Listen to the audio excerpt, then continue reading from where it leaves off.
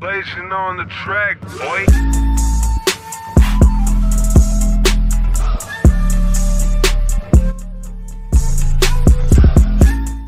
Today in this video, I'll be explaining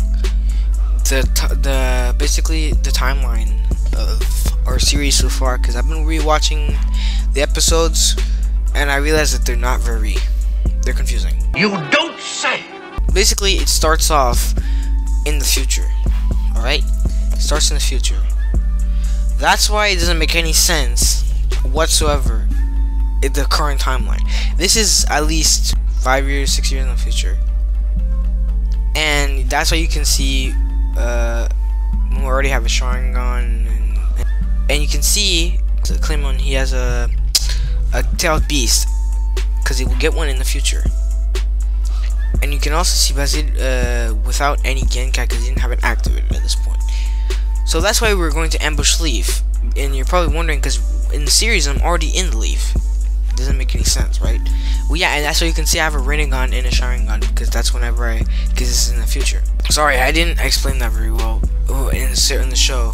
So yeah, that's why it seems so weird. And then basically at the end of this episode, you see me carrying Mumu, because he got captured, and I throw a Rasen Shuriken.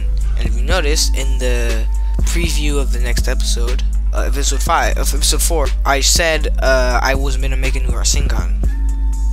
And then yeah, and the reason why I'm not using my Tailed Beast mode, like the full 6 paths Tailed Beast mode, is because I didn't want to use it, because if I did, I would also be a main target. Not everyone has that. And also because it wasn't in the game yet. Episode 2, Karma. Okay, now going to episode 2, when stuff starts to make sense. So episode 2, I said Bazikimon and Mumu, but he wasn't. I messed up. Anyway, so Bazzy and I, we came back from a mission, and then I was talking to Kurama, my tailed beast, and then since we started, I opened the gate, but because I can't in the game, imagine if it just opened the gate. So that's how I unlocked the new form. And then I was talking how he almost died on the mission. And then Bessie said, yeah. And then Kremon comes back from his, and he gets a new look, and he unlocks his karma mark. But I'll explain that in the episode like 7 or 8 how he got it. And then I have a mission to do, and I fight bandits. All right. At this point, I already have my perfect Susano. There's gonna be backstory on that until later. And then Bessie asked me to go sparring with him. So that's what and then that's why he shows me Mr. Dory and stuff. And then yeah, after that you can see Basil working on his Shadow Clone Jutsu. If you didn't know, he worked on that.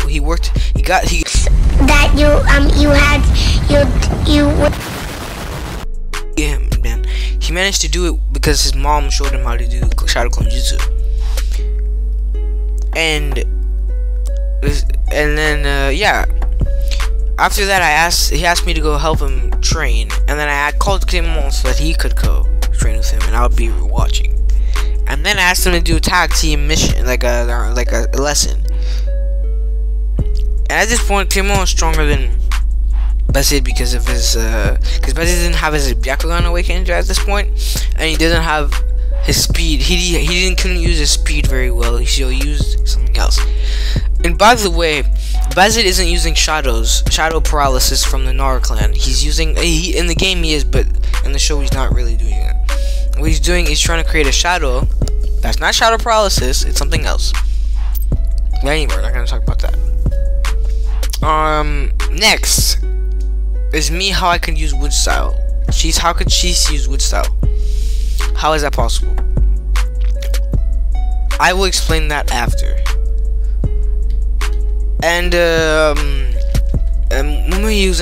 he wasn't here because he was on a mission with that I forgot his name, Don Sensei or whatever. And by the way, I'm the same person as each episode. I guess you guys didn't know. They may change outfit a little bit, but that doesn't really change anything. It's just the way it is. Episode 3, Bloodline. Episode 3. This is whenever it starts getting really confusing. So you see Momo, he comes back from his mission, and he's like, welcome back Konoha and stuff. Well, This is after his mission. He didn't seem sad at all because he didn't feel much yet. And then he sees Bazit in the village, and he says, "What's up, man? Long time no see." And at this point, they're getting, and they're still getting. And then he tells him, "I mastered my firebolt," and he said, and then he showed him. Then he did it, and then I appeared. I may look different, but it's still me. It's not someone else. It's the same person. And then I give him one of my kunai, and I will show him how to do flying Raijin. Don't worry, guys. It will happen eventually. Just wait. Anyway, and then yeah. So after that, after the opening plays, I show what do you call it? There's the flashback. As soon as the opening plays, we're in a flashback, and by the way, you see the first member of the Torna. I just came with that up on the spot. He doesn't have the Byakugan. He doesn't have the golden. He has the golden. He has a silver Byakugan. I mean, not a silver, a bronze Byakugan. It's something else. Yes. So at this point, he one-shots Mumu, and Don Sensei is the one with the 8 blades or 7 blades. I don't know how to count. He also knows how to do flying Raijin because he was one of my best friends. So I showed him. In the series, she showed him how to do flying Raijin, and then he gets destroyed by the Torna member, and I won't say who it is yet. And then he gets brainwashed. I mean, he doesn't really get brainwashed, but he doesn't feel anything. He doesn't feel anything like sadness or whatever at that point. Then he had 2 Tomoe Sharingan at this point. Now, after the flashback ends, you see him on a mountain. A year, I would say almost and a half just passed. That's why he looks different, and he has a different haircut and all that. Yes, he's been a year and a half has passed. Now he starts mourning over his death and starts realizing, damn, he just died. He was one of my closest people to me, and died. And then he starts feeling like a pain and all that crap. And then, yeah, and that's when he awakens his Mangekyo Sharingan. He thinks of his sensei and he awakens his Mangekyo Sharingan.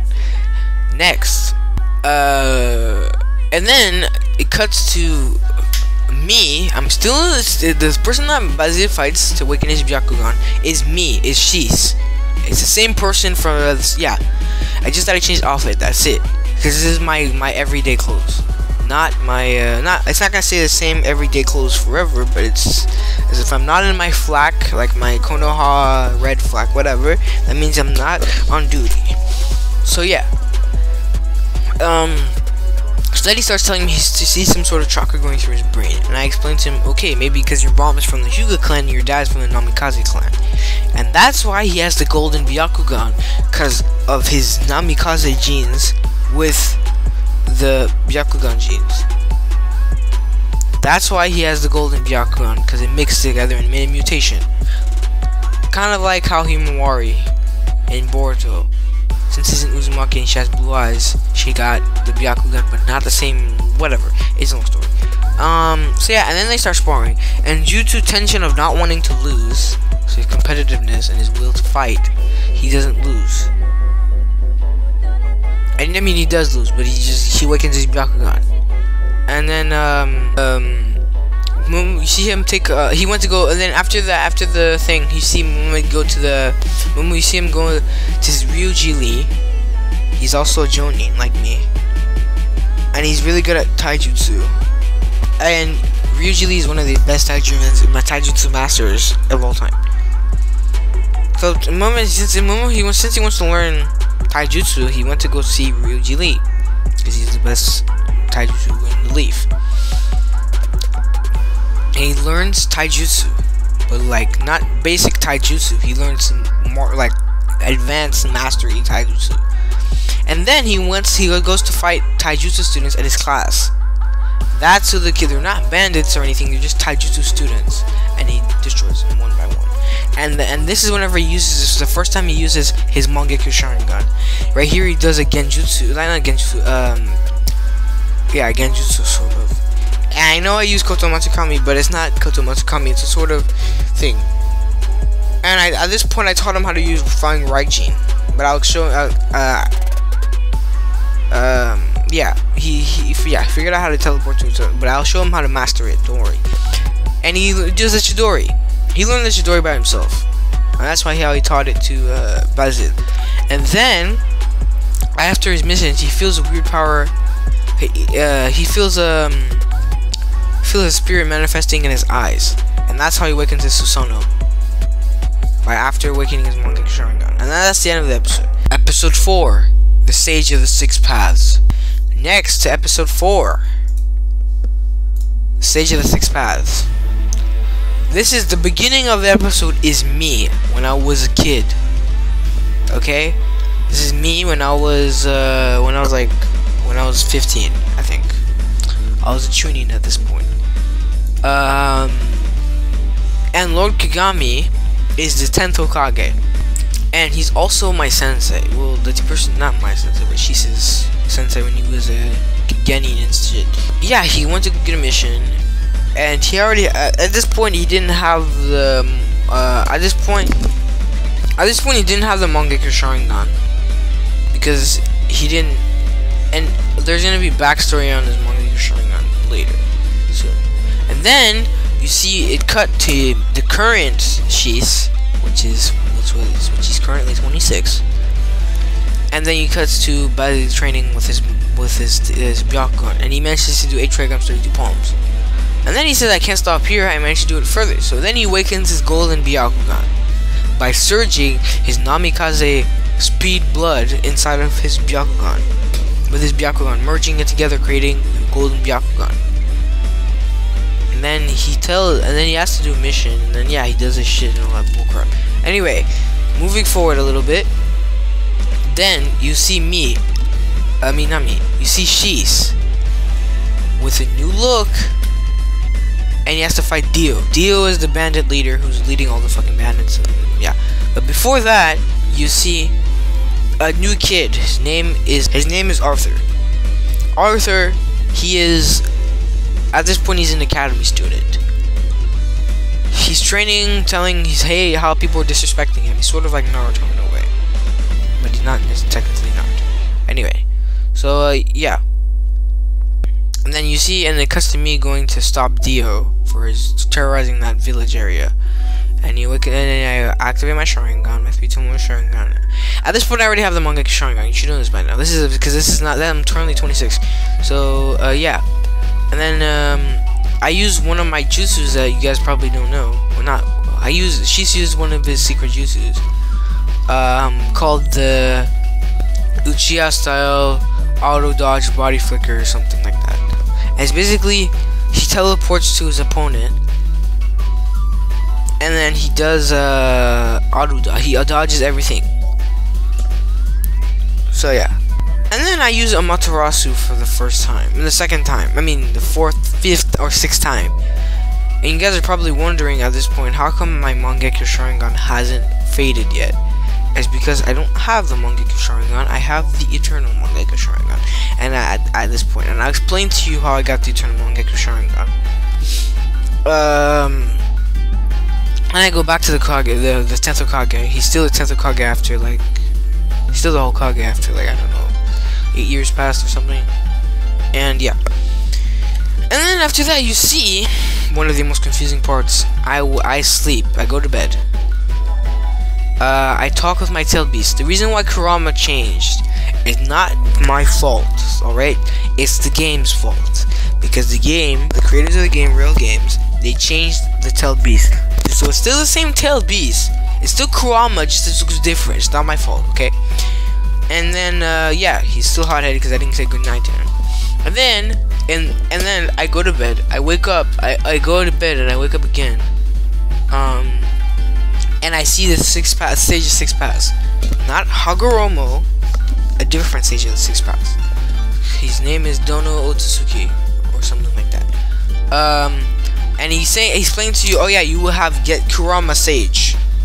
Kurama Sage is the new form at the end of the episode. Whoa, at the end of the episode. Right here. This is at the end of the episode. with the black orbs. The black orbs are truth-seeking orbs. You figure that, and then I'll learn how to use them in the next episode. And then I awaken my 6 paths Rinnegan and and that's how I awaken my mythical Mangekyo. Jesus Christ. And then I get the Rinnegan with 6-tone with Sharingan. What am I talking about? The Rinnegan with 6-tone wind. Because I got the power of the Sage of the 6 Paths. And then in the next episode, you see me throwing the Truth Seeker orbs managed to summon, and then you see the tuning exams arena, because the tuning exams are gonna start. That's why. And then I learned Sage mode. I learned Sage mode after, and Momo, he fights Inotsuki not in the next episode, but in the episode before that. I didn't mean to put that in there. And then I developed the new Shinden. So yeah, that's the complete timeline of Shinden and Ninja's Return. I know it's a bit complicated, and tell me in the comments if you didn't understand something quite well. But anyway, I'll catch you in the next one. By the way, I forgot to say one thing. Rise and Shine, the ending 2 of Shinden and Ninja's Return, the one I uploaded earlier, is not an opening. I changed my mind, and it's an ending now, because I'm currently making a new opening for the tuning exams arc. Because I realized that the song was too chill to be an opening, so I made it an ending. So yeah, don't be surprised, don't be weirded out or surprised if anything changes. Alright?